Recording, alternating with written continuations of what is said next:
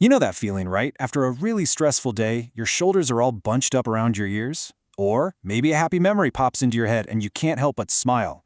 Well, that's not just a coincidence. Today, we're going to get into this really powerful idea from James Allen's classic, As a Man Thinketh, and that's the direct, profound link between what's going on in your mind and what you feel in your body. Okay, so check out this idea. It's so true. Just like a doctor can look at an x-ray and say, yep, this person sits at a desk all day because their spine has literally changed shape, well, the exact same thing happens with our minds. You see, your daily mental posture, the thoughts you return to again and again, they start to reshape your inner world, and it's not long before your body gets the memo and follows right along. If you're constantly holding on to anxious thoughts, your body actually learns the physical posture of anxiety. It's a wild analogy, but it perfectly shows how our internal habits eventually become our physical reality. So here's what we're going to cover today. First, we'll really get into how that thought-body link actually works. Then, we'll see how it's shaping your life, probably in ways you haven't even noticed. And finally, we're going to walk through a super simple reset technique you can start using, well, right now. All right, let's jump into our first section. This is the big idea, the foundation for everything else. Your body hears what your mind is thinking. So James Allen said this over 100 years ago, and it's so simple but so powerful. The body is the servant of the mind. He saw the body as this delicate, moldable instrument that just responds to whatever thoughts are pressed upon it. And it doesn't matter if you choose those thoughts on purpose or if they're just running on autopilot. Your body, it just listens and obeys. And this is where things get really fascinating, because we can actually translate Allen's, old-fashioned language into concepts we totally understand today. So when he talks about unlawful thoughts leading to disease, well, we now call that a chronic stress response. His sickly thoughts, that's a perfect way to describe negative self-talk, isn't it? And what about his glad and beautiful thoughts? That lines up perfectly with what modern psychology calls positive cognitive reappraisal. So, what is cognitive appraisal? Well, think of it as your brain's first draft of any experience. It's the immediate story you tell yourself about what's happening. And that story, that very first thought, is basically the command that tells your body how to react. It's the difference between, okay, release the stress hormones, red alert, or nope, we're good, stay calm, carry on. I mean, just think about that for a second. A worried mind keeps the body braced for an impact that, well, it never actually comes. When you live in a state of persistent anxiety, you're basically putting your body on constant brace for impact mode. This fires up your whole stress system, and that's what leads to that real physical tension, that feeling of being totally exhausted. Your body just gets worn out from fighting a battle that's only happening in your head. Okay, so if our thoughts have that much power, what's the next logical question? How does a simple, fleeting idea turn into a solid, real part of your life? Well, Allen had a name for this process. He called it crystallization. It's like a chain reaction, really. It all starts with one thought, just one.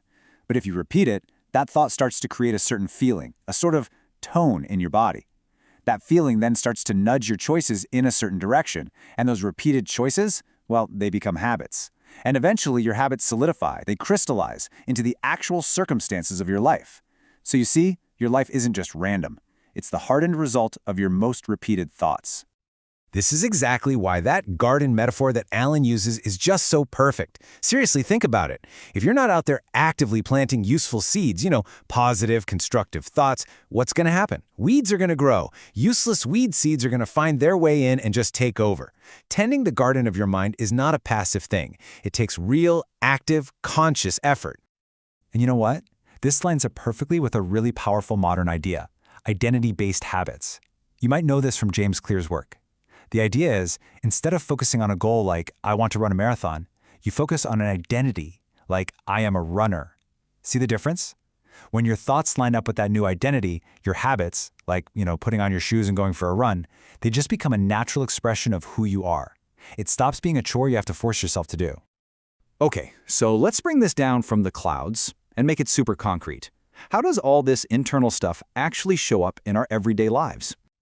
Okay, let's take work, for example. If your internal thought is, I can handle this, you see a tough project as a cool opportunity. You feel energized. But if the thought is, I'm going to mess this up, well, that leads straight to procrastination, right? Or how about in a relationship? The thought, they're doing that just to annoy me, you can literally feel the tension in your jaw. But switching that thought to, maybe they're just having a really rough day, that can totally change your physical state to one of empathy. And we already touched on this, but with health, thinking I am a healthy person makes choosing the salad feel natural, not like a punishment. And what's so powerful is realizing that this isn't some new revolutionary idea. It's timeless wisdom. Whether you're reading James Allen, or the ancient Stoics talking about mastering your inner judgments, or even older wisdom traditions telling us to guard our hearts, they're all pointing to the exact same truth. The only difference is that now, modern science has given us the vocabulary for it. Neuroplasticity, cognitive reappraisal, interoception. It really is true. The soul is dyed by the color of its thoughts. All right, so theory is great, but it's not enough, right?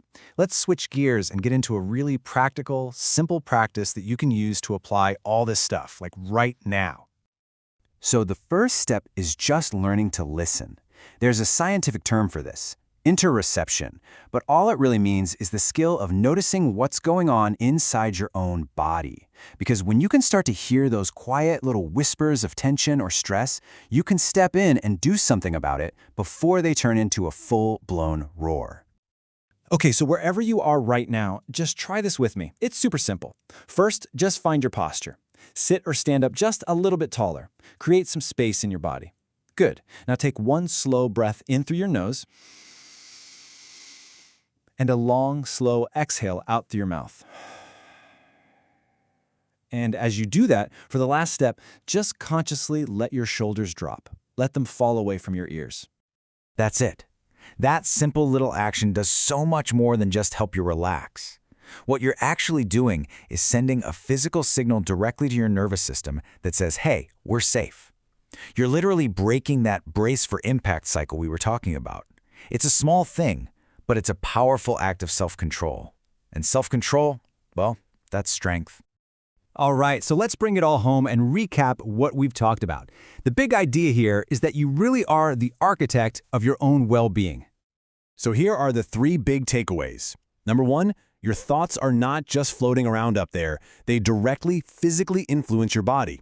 Number 2, this whole process isn't magic. It's a predictable chain reaction where thoughts harden into habits, and those habits shape your life.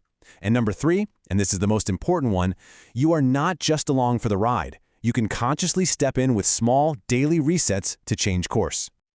So if you are the architect of your life, then your thoughts are the building materials.